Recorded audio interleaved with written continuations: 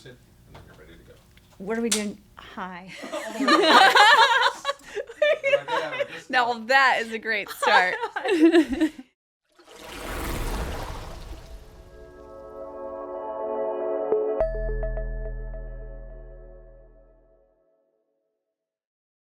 This episode of Cure the Causes is brought to you by Enviromware. This is Christina Rahm with Cure the Causes, and I'm with Rikki Harris. And Hello. I have to say this, I love Rikki Harris. So this is not even like a podcast for me. I just want to talk to you because I never see you unless it's I know. which then we don't have time.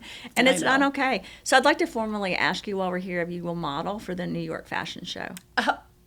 You're joking. No. But okay. Yeah, because we are going to put some women in real life, and that helps you advertise Oh, your nonprofit.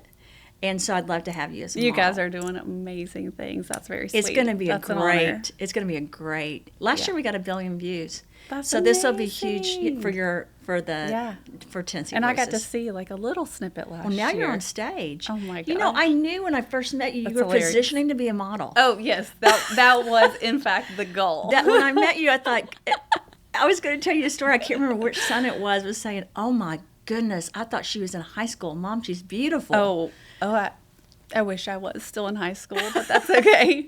I feel like I'm in high school. You are beautiful sometimes. because you're beautiful inside and out. And Thank you. one of the things when we first met, we ended up talking about God, I think, more than anything. Yes. And I think your witness is so important. So showing the world. Actually, we have 2 outfits that have already arrived for Mercy Dupree that we will be dipping, so you can look at them. Oh, so can't we'll wait. let you. We're actually advertising 5 continents and what we're doing, and 5 continents and how we're trying to provide global solutions. Awesome. Yeah. So you can decide if you want to wear an outfit from India or from the UAE, because we have Wow. Asia, we have Yeah. we have different things that Yeah. we're showing. So I would love to have you showcased on that. What an honor. You're actually the first model I've asked. Oh wow. Joy Smallwood feel wanted to very model, special. but I said, I want to let everyone know in this podcast that Joy Smallwood wanted to. There you go. But I said I've already.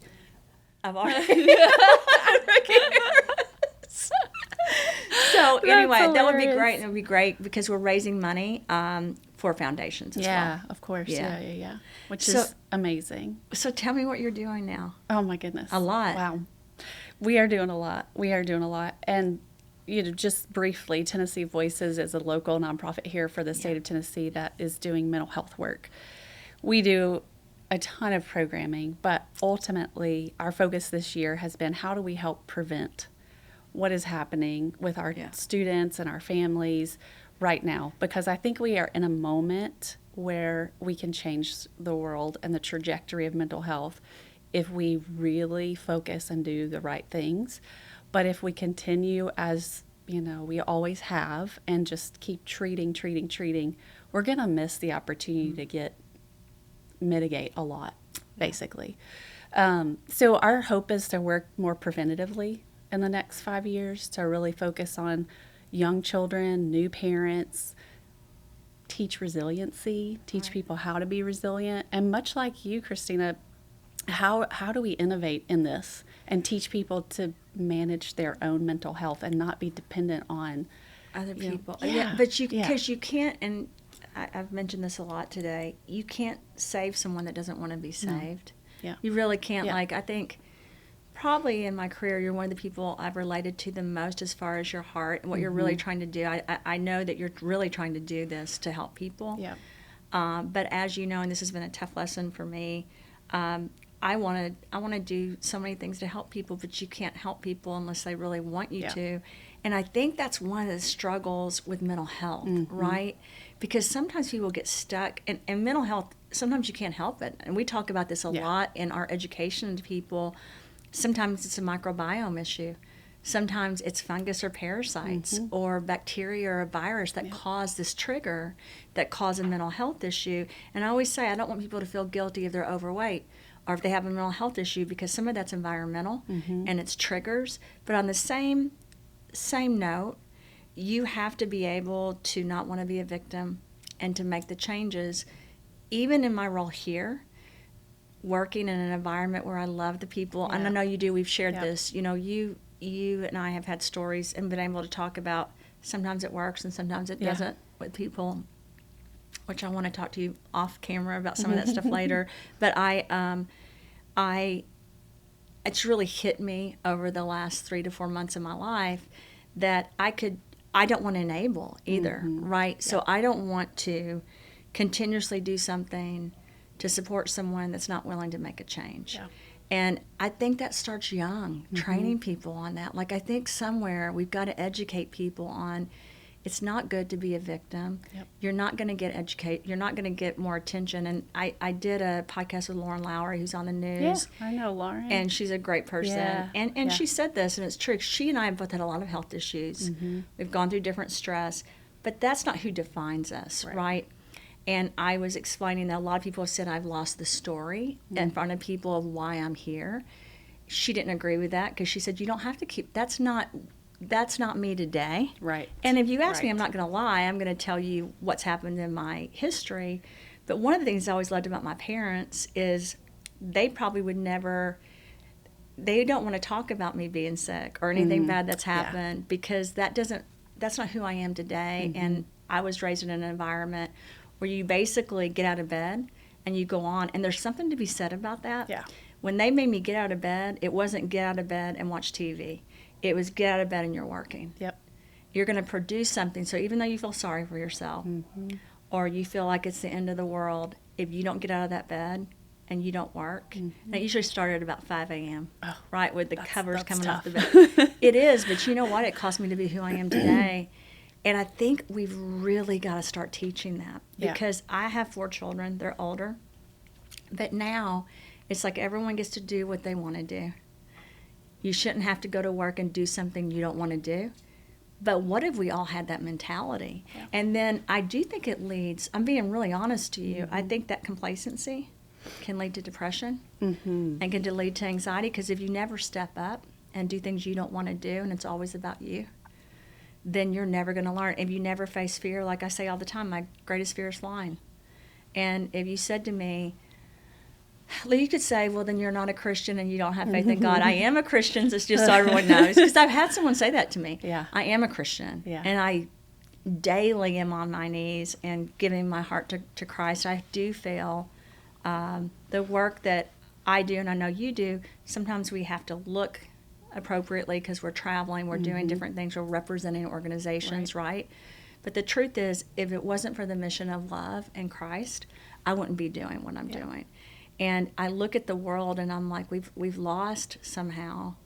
Like your depression is up, your anxiety is up, we've lost the ability. It's not just part of prevention is teaching those skills that you're not going to have everything.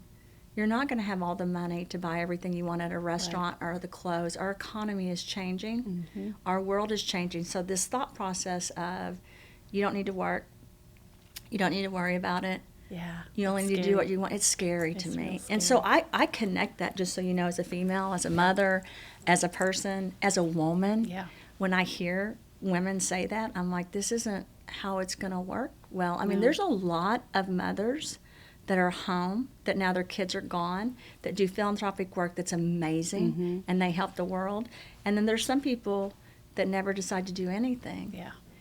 And then they're depressed, and they want to understand why. And I think part of it is a physical issue, but I think there's some things we could teach and change the world if we'll do it. Yep.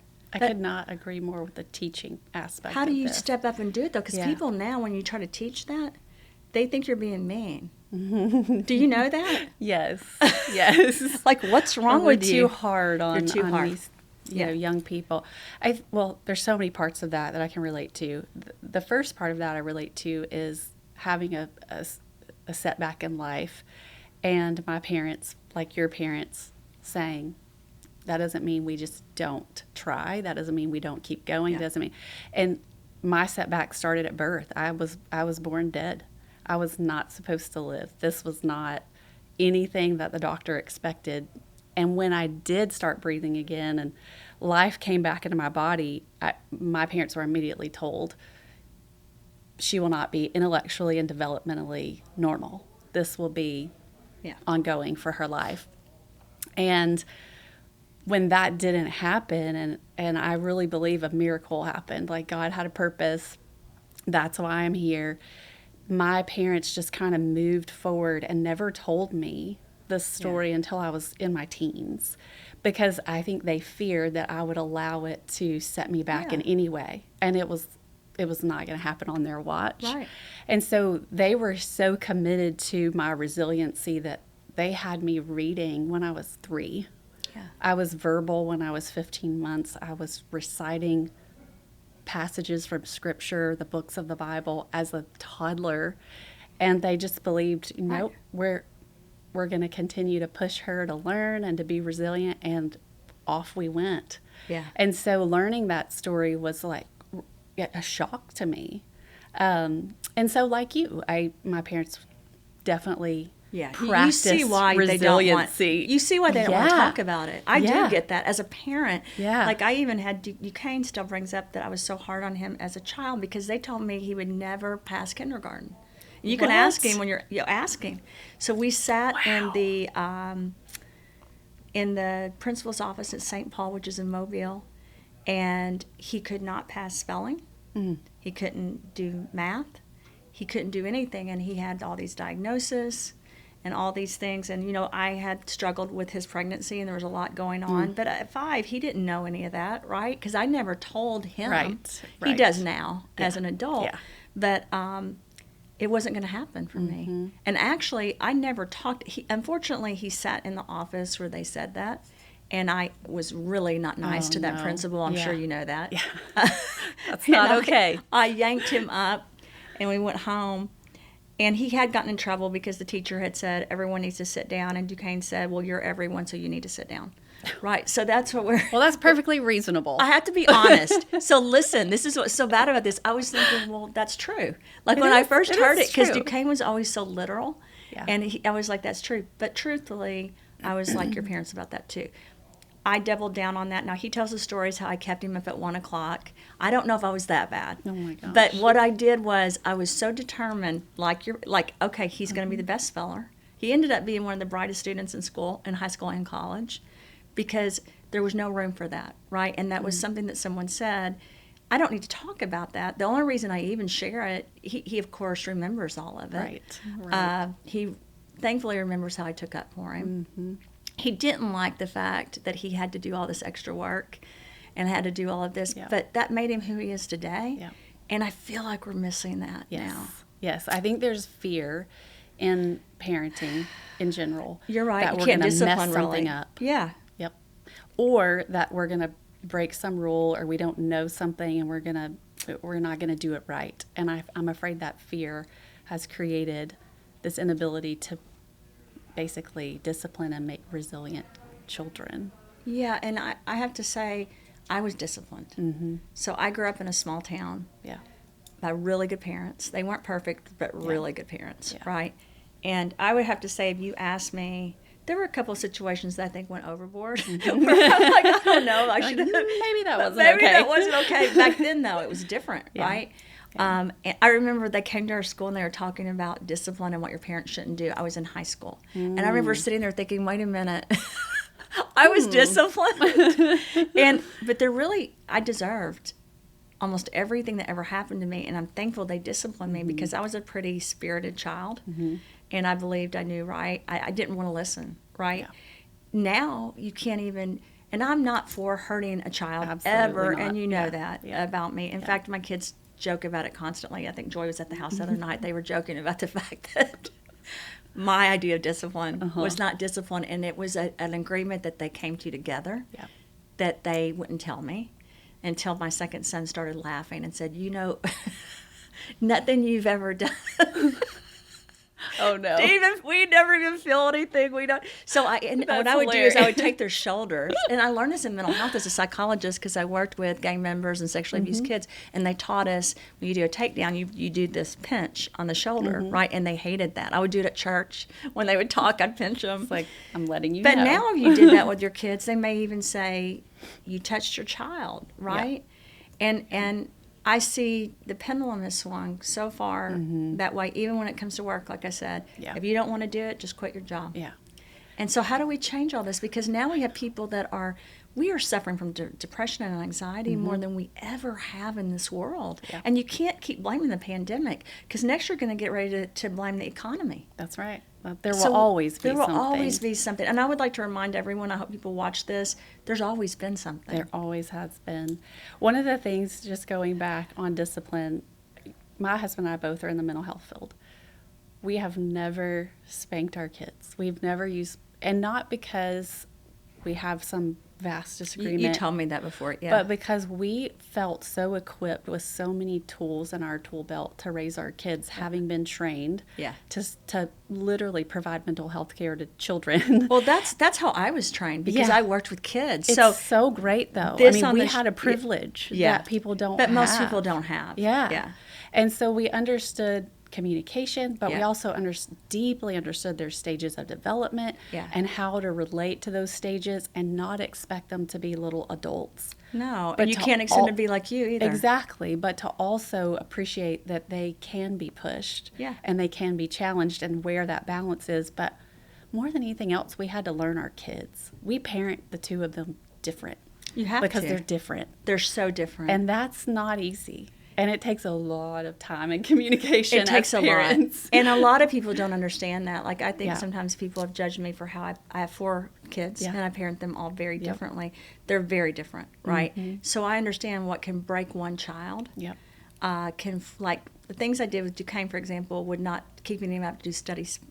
He considers that aggressive, that I kept him up to study Spanish, You made him stay up late Spanish or spelling, but wouldn't work with like Kreider. And I know that because I know their hearts, and I believe I had a discussion earlier today. It is a give and take. You're learning from your children too, and if you don't think you are, then in my opinion, you haven't read books like the Bible. Absolutely. Because it works both ways. And even like a mentorship program, like I think we need to develop more, but I think mentors need to understand they're there to learn too.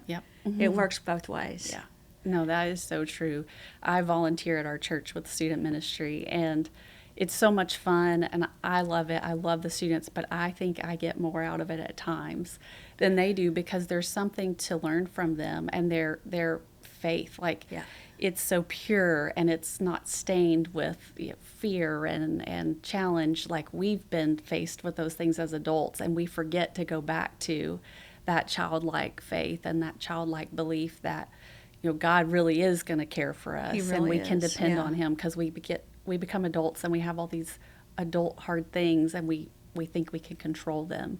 Kids don't have control yet, so they don't think that way, and it's refreshing to be around them and remember. Yeah, it really is. I learned. We had an internship this summer, and I think it was probably hard for everyone in the office, to be honest. A lot of the men had to mentor, 18, 19, 20-year-olds, which it is. Yes. I mean, we're so busy as a company. Yes, it's hard. But the Rahm Foundation does that, and it's really important to me, because I feel like they need that. And even though I think sometimes you don't know what you're impacting on someone, you are.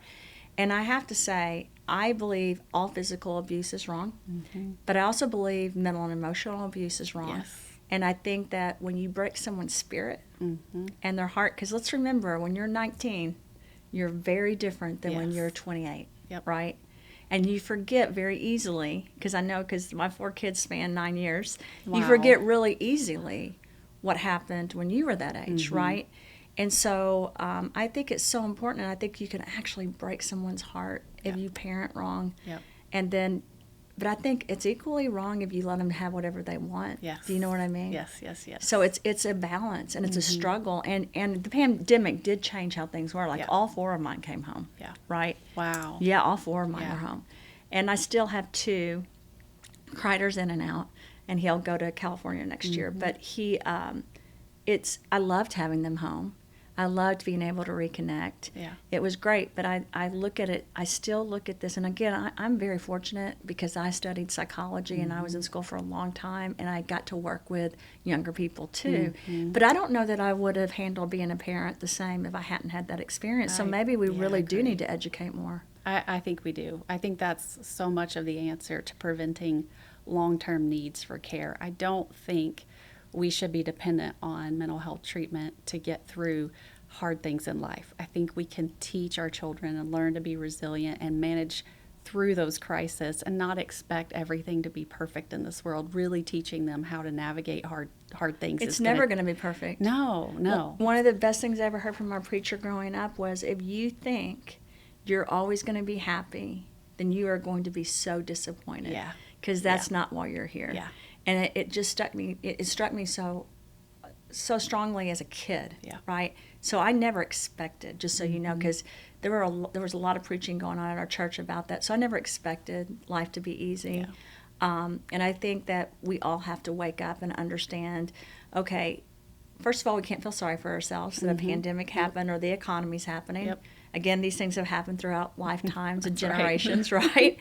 And we have to move on and we have to rebuild. And here's what I hope, and I think that's like you being in the fashion show and being there, one of the themes is becoming better, right?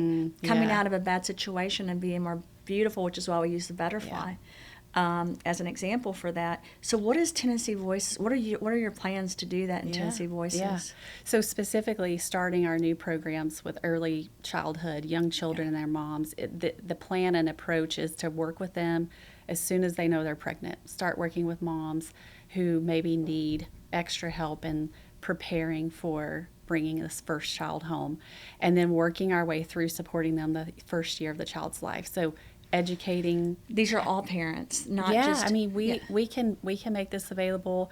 What we find often is we work with a lot of moms who have had trauma in their life, and they're reaching out for those supports because they want to be a good mom. They want to do what's right, but they recognize that they did not learn how to be a good parent, and so they're desperate for So our they help. know. Yeah. Like I'm so fortunate. I feel like I will say I feel like I had such a great mom. Like we had Bible study down at our table every morning. I learned to be a good mother from my mother. Yeah. I'm not just like her, but those skills. And if you don't, and I said this the other day, if you don't have those skills, and listen, the Bible says put yourself in someone else's shoes. So you can't expect someone to have those skills. Yeah. You can't. Nope. Like if you grow up, like I worked in the projects for 4 years in Pritchard, Alabama, you can't expect someone that grew up with drugs all around them and death. And I'm being really honest, Rikki. You can't expect for them to have that. Absolutely not. And this is how we mitigate. I think if we can stop the traumas that have led people to these bad habits and bad behaviors because they didn't learn, they were treated very poorly, they were parented poorly. If we stop that, then we can start a new model of good leadership, good parenting, and seeing what that looks like. So children grow up with a better life. I agree. I want to connect you with Anita Zucker. She walked out when you were walking in. Her daughter is going to be a model for Karen because actually maybe she's going to be a model for me because I think we're the ones doing the clothes. Or not for me, not for me, for us, for all of us. But she has a foundation for juvenile delinquents. Oh. And so she started it because the system's broken, right? And the problem is you go from a bad situation, a lot of times I'm being at home, right? Or you make a mistake as a kid that's not thinking. The boy's hippocampus isn't developed until they're older, right? And you get caught in a system that you can't get out of. And so she's trying to rework that system to educate and to really promote. And Anita's made an impact throughout the world because of their influence and how they've grown things from a capital perspective. But they dedicate, I would say, 80% of the kids' activities and hers to doing these different things. But that would be a great connection with you because they're trying to figure out how they educate so that you don't, if they do get in that system, how do you get them out? How do you teach them self-worth? And they recognize that most of those kids just don't have the skill set. They never learned it. And don't have people around them that are willing to guide and lead and be helpful in their journey to new life. But listen, there's tons of research about recidivism. If you get in that system, getting out is brutal. So it's really hard. We need to prevent all of this. That's why I think it's so a lot of things that people don't understand, and which I know both of us do, foundations can work together. They can collaborate, and they can raise funds together. They can do all kinds of things. Another person I want you to meet is Gabriel because he's raising money. They're creating a science educational system from the Vatican, but they're bringing in all religions. which I love Yeah, because absolutely. they understand as a touch point how to bring people in. And I'm not Catholic, right? But I love some of the programs that they're working on. And I think the older I get and the more I see, the more I understand if we can all just work together without judgment. Because here's how I feel. And again, this is another podcast that we did today. I don't judge people. I don't have the right to. Yeah. It's really easy when you are, it really, you can fall in that trap that you think you're better than other people, which is a lie. I try to remind people that I see it happen a lot because you go to church, so you're better. Yep. Or you pray every day. And listen, if that were the case, I would be perfect because I pray constantly. And I'm not. I still keep failing. So I'm like, I haven't. Yeah. And you could never convince me ever because I'm truly a Christian. Yep. I gave my heart to Christ. Yep. So you can convince me I'm wrong easily. You could change my mind about something because I'm learning every day. But you can't convince me that I didn't give my heart to Christ. Yeah. But I saw that as an example in my home. So if somehow we could teach that, and I know Tennessee, you've done such an amazing program, and people don't know this about Rikki, but she has grown that program. Yes. She's put her heart in that program. Yes. She has raised funds. Yes. And it's touched more than Tennessee, and you know it has, Yes, Rikki. yes, You yes. guys have made an impact all over the United States, and I really want to see that go throughout the world because I think that what you've done for mental health and your true passion to help these kids and to help people, not just yours, your husband's, is so important. I know, like Duquesne and Kelly went to dinner with you, and they're like, oh my goodness, they're such great people. So an educational, there's another part, here I keep giving these people, Graz is here from Malta.